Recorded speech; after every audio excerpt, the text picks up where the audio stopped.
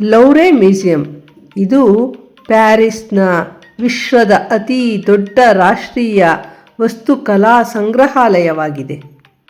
ಇದನ್ನು ಆಗಸ್ಟ್ 10, 1793ರಲ್ಲಿ ಸ್ಥಾಪಿಸಲಾಯಿತು.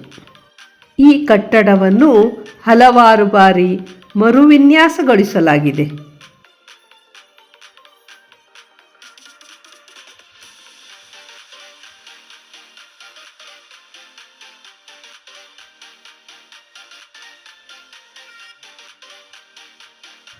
ಆರುನೂರ 52,000 ಚದುರ ಅಡಿಗಿಂತ ಹೆಚ್ಚು ವಿಸ್ತೀರ್ಣವನ್ನು ಶಾಶ್ವತ ಸಂಗ್ರಹಕ್ಕೆ ಮೀಸಲಿಡಲಾಗಿದೆ.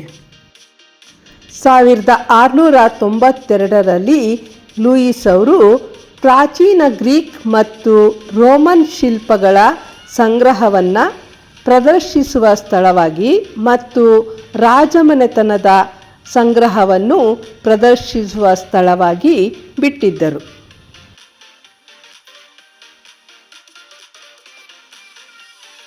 ಇಟಲಿಯ ಪ್ರಸಿದ್ಧ ಕಲಾವಿದ ಲಿಯೋನಾರ್ಡೋ ಡಾ ವಿಂಚಿ ಅವರು 1503ರಲ್ಲಿ ರಚಿಸಿದ ಮೊನಾಲಿಸಾ ಚಿತ್ರವನ್ನು ಇಲ್ಲಿ ಇಡಲಾಗಿದೆ.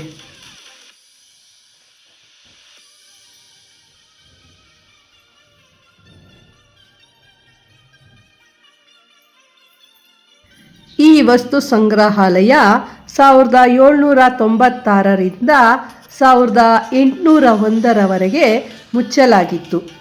ಈಜಿಪ್ಟ್ ಮತ್ತು ಸಿರಿಯಾದಲ್ಲಿ ನೆಪೋಲಿಯನ್ ಲೂಟಿ ಮಾಡಿದ ನಂತರ ಮ್ಯೂಸಿಯಂನ ಸಂಗ್ರಹ ಹೆಚ್ಚಿಸಿ ಮ್ಯೂಸಿ ನೆಪೋಲಿಯನ್ ಎಂದು ಮರು ನಾಮಕರಣ ಮಾಡಲಾಯಿತು.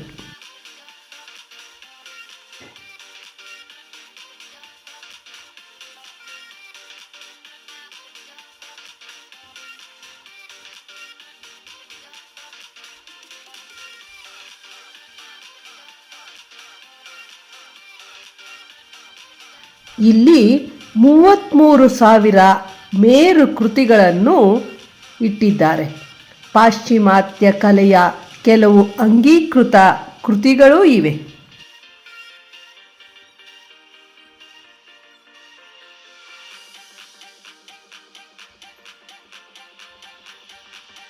ಸಾವಿರದ 1793ರಂದು ಕೇವಲ 537 ವರ್ಣಚಿತ್ರ ಪ್ರದರ್ಶನದೊಂದಿಗೆ ಪ್ರಾರಂಭವಾಯಿತು. ಇದರಲ್ಲಿ ಹೆಚ್ಚಿನವು ರಾಜಮನೆತನ ಹಾಗೂ ಚರ್ಚ್ಗಳದಾಗಿದೆ.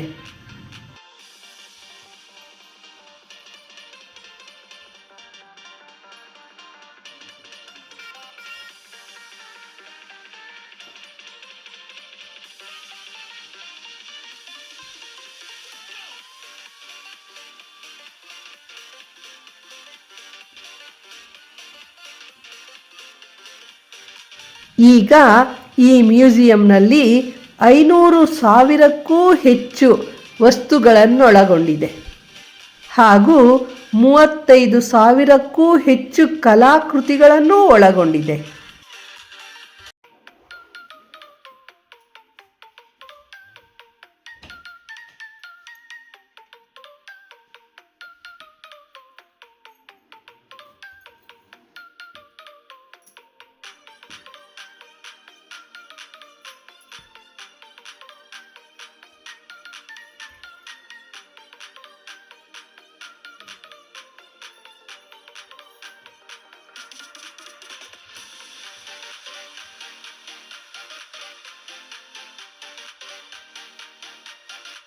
ಎರಡು 2025ರಲ್ಲಿ 9 ಮಿಲಿಯನ್ ಸಂದರ್ಶಕರು ಇದನ್ನು ವೀಕ್ಷಿಸಿದರೆಂಬ ಹೆಗ್ಗಳಿಕೆ ಇದೆ.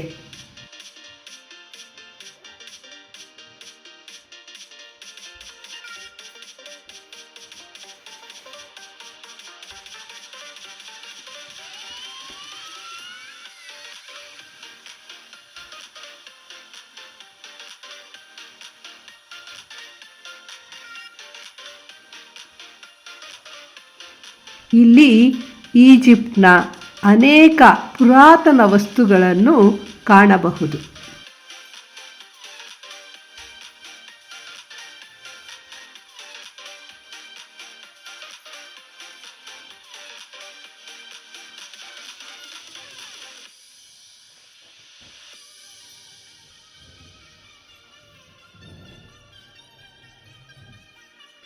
ಈ ಮ್ಯೂಸಿಯಂನ ಮೇಲ್ಭಾಗದಲ್ಲಿರುವ ಪಿರಮಿಡ್ ಹಾಗೂ ಕೆಳಭಾಗದಲ್ಲಿರುವ ತಲೆಕೆಳಕಾದ ಪಿರಮಿಡ್ ನೋಡಲು ತುಂಬ ಅತ್ಯಾಕರ್ಷಕವಾಗಿದೆ.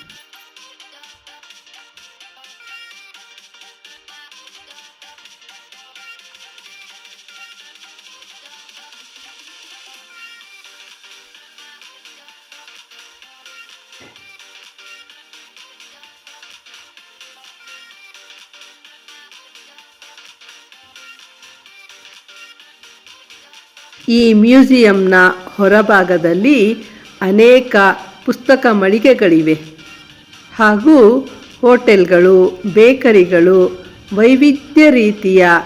ವಿವಿಧ ರೀತಿಯ ಅಂಗಡಿಗಳಿವೆ.